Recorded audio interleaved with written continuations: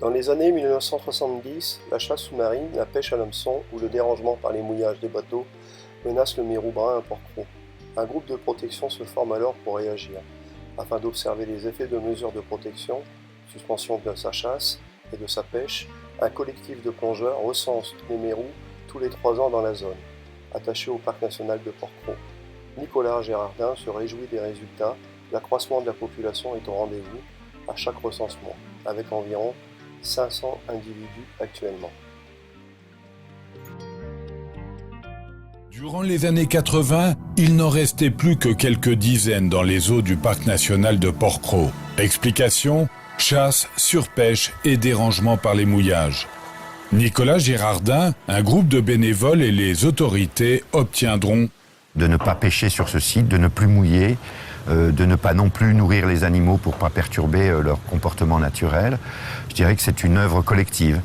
Pour mesurer les effets produits, le comptage périodique des mérous s'impose. Chaque plongeur enregistre la position, la profondeur. Aujourd'hui, on est à plus de 530 individus. On a gagné une douzaine d'individus chaque année. Le bilan est positif, on peut considérer que c'est une vraie réussite. Elle nous rend plus riches collectivement et individuellement. Le mérou brun et le corbe ont bien failli disparaître des côtes françaises, victimes de la chasse sous-marine. La mise en place de moratoires, 1993 pour le mérou, 2013 pour le corbe, interdisant la pêche sous-marine de ces espèces, associée à la création d'aires marines protégées, a permis une reconstitution progressive des populations. Par exemple, les effectifs du mérou brun du parc national de Port-Cros ont été multipliés par 8,5 sur l'ensemble du parc, entre 1993 et 2011. Un programme de suivi scientifique standardisé a été initié en 2015 en dehors de la zone de protection rapprochée, ZPR, dans les 4 zones géographiques témoins, réparties sur l'ensemble de la façade. Un premier rapport intermédiaire de 2018 indique que les effectifs, densité obtenue, sont beaucoup moins élevés que ceux qui peuvent être enregistrés dans les zones faisant l'objet d'une protection et d'une surveillance renforcée, plaidant ainsi pour un renouvellement du moratoire du mérou et du corbe.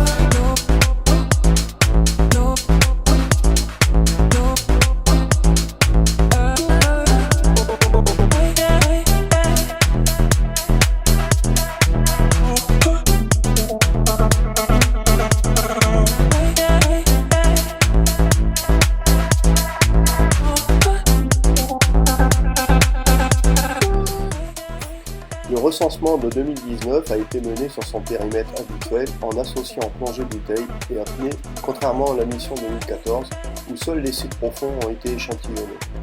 Depuis 2011, le nombre de mérous est en légère augmentation, plus 9%, mais une population d'individus globalement plus petits, donc plus jeunes. Ceci montre le renouvellement de la population de mérous à Porquerolles. Depuis 1993, date à laquelle nous disposons du premier recensement exhaustif, la population de mérous bruns a largement progressé rapidement durant la première décennie, et puis le pourcentage d'augmentation de la population a diminué.